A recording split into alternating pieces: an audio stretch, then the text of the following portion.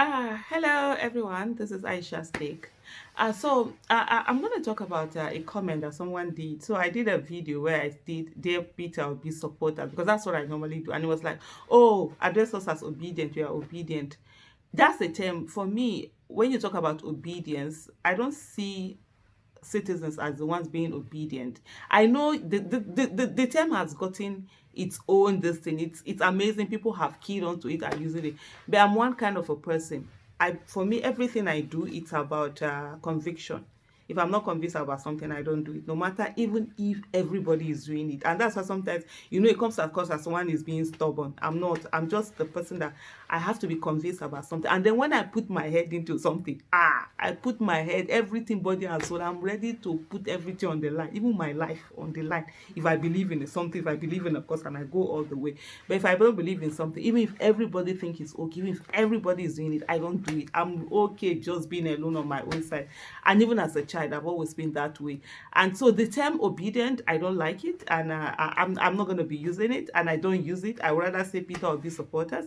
If there's another term, because for me, I don't see, one of the things that I fight against is when leaders are being looked upon as if they are this kind of masters and the rest of us are slaves, and so we have to be obedient to them, as in OBE, not the OBI that is being coined now. And so for me, the only person that is going to be obedient, OBEDIENT, is Peter Obi himself. When he gets into office, he has to be obedient to the people. So I'm not going to put myself in a position where I'm like, oh, subservient or something. It's not about being proud or anything, but that's just my conviction. And so for you, that's the reason why I've not been using that term, and most likely you'll not see me using that term. It's a wonderful thing that the term has gotten, it has got a life of its own, and it's giving people that sense of belonging and identity and everything. And so for me, it's great for the way the term is go, but I do not like what it represents to me, and I'm that kind of person. I'm sorry, if I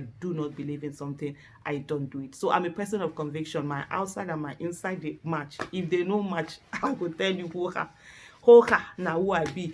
I'm that person that what you see like this is what you see, whether outside or at your back. The way I am in your front is the way I be in your back.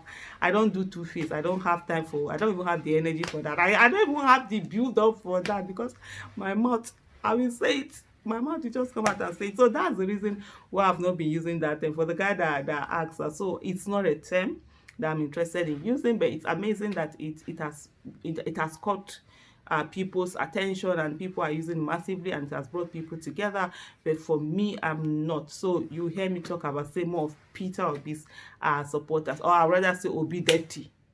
Hashtag Obidetti. That works for me. But that obedience, I can't wrap my head around it, because we're already used to a lot of people who get into office and they think that people have to obey them. They are lords and masters, and I know they even give anybody idea. Please, the office of the citizen is the highest office in the land, and it remains the highest office in the land. Thank you.